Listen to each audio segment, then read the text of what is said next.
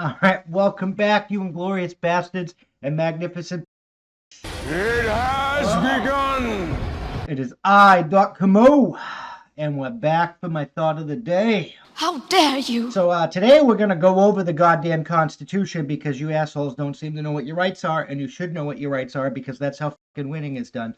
But before we go into the rights, because there's a fucking lot of them, we're going to go into Moon Wobble because Moon Wobble's happening.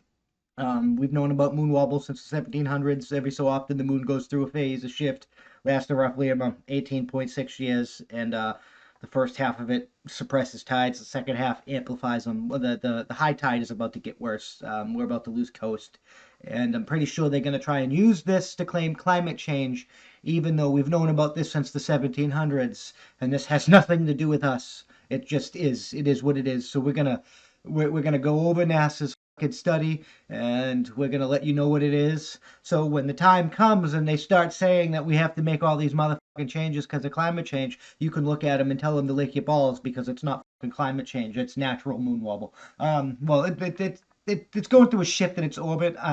We call it moon wobble. I don't know if it actually wobbles or what it, but it is what it is. But anyways, let's get into this study here from NASA. Study projects a surge in coastal flooding starting in 2030. So now with everything, like we were all long overdue for that super volcano eruption, and it's coming. It's just when. Winning? No. It's hard to like accurately study these things. In the mid 2030s, every U.S. coast will experience rapidly increasing high tide floods when a lunar cycle will amplify rising sea levels caused by climate. See, I told you they're trying to claim climate change. You suck! Moon wobble is its own fucking thing. It has nothing to do with climate change. You're just using that to fucking scare people into fucking doing climate change. High tide floods, also called nuanced floods, on sunny day floods, are already a familiar problem in many cities of the U.S. Atlantic Gulf coasts, and the National Oceanic Atmosphere Administration, NOAA, reported a total of more than 600 such floods in the 2019, starting in the mid-2030s. However, the alignment of rising sea levels with the lunar cycle would cause coastal cities all around the U.S. to begin a decade of dramatic increases in flood numbers, according to the first study that takes into account all known oceanic and astronomical floods causes for floods. So if you're on the coast, you got like 10 years, a little bit more to get the fuck off. Just and those of you that are not on the coast, you might be enjoying beachfront property soon, but it is what it is. Led by the members of NASA's Sea Level Change Science team from the University of Hawaii, the new study shows that high tides will exceed flooding thresholds around the country more often.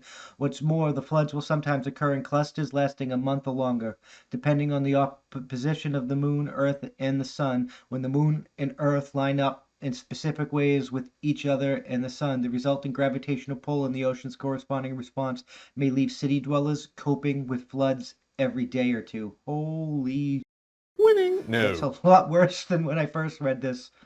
I don't know where we go from here because that's fucking crazy. I mean, you might want to get off the fucking coast.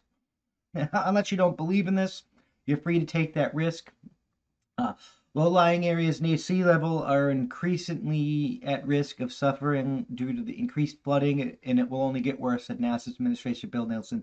The combination of the moon's gravitational pull, rising sea levels, climate change will continue to exacerbate coastal flooding on our coastlines across the world. NASA's Sea Level Change team is providing crucial information so that we can plan, protect, and prevent damages to the environment and people's livelihoods affected by flooding. I mean, climate change or no climate change, if moon wobble and climate change, it doesn't happen. If it's going to increase the frequency and the intensity of our high tides, there's nothing we can do to prevent this damage.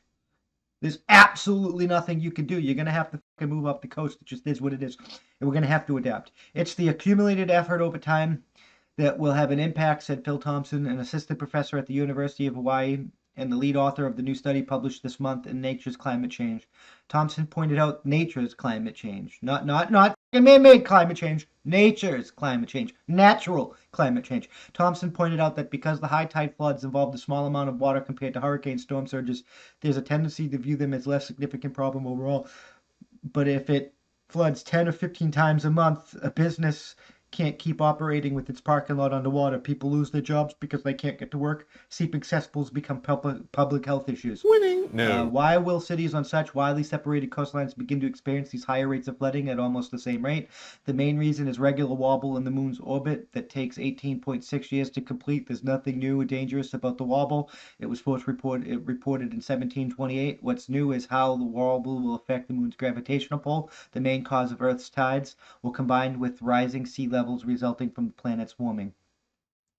It's not new. We've known about this, but and it's not going to affect this. It's going to affect these areas because not cause of climate change because of moon. See how they're trying to fucking blame it on climate change and not moon wobble. It's the fucking moon wobble. We've known about this since the 1700s. It's the fucking moon wobble and only the goddamn moon wobble. You suck! In half of the moon's 18.6-year cycle, Earth's regular daily tides are suppressed. High tides are lower than normal, and low tides are higher than normal. In the other half of the cycle, tides are amplified. Higher tides get higher, and lower tides get lower. Global sea level rises pushes high tides in only one direction higher. So half of the 18.6-year low lunar cycle counteracts the effects of sea level rise and high tides, and the other half increases its effects. Now, this is fucking crazy. I mean, at least these people, like, I thought we were going to lose land with the high tides, but if the second half of the title, low tide's going to be lower, where actually, so if low tide's further out and high tide is higher up, we're actually probably gaining beachfront property rather than, I mean, but this is a natural cycle. These are based off of the last time the moon wobbled, and you can read the rest of the study on your own, but who knows if their predictions will be right. At least this time we have enough scientific information that we can actually study and record the effects of the wobble, and we can build a better fucking model going forward because this is going to happen again. The moon is necessary for life, and it's moving further and further away from Earth all the time, and we're going to have to address that and move the fuck off this rock if we want to survive as a species into the future. I'm just fucking saying.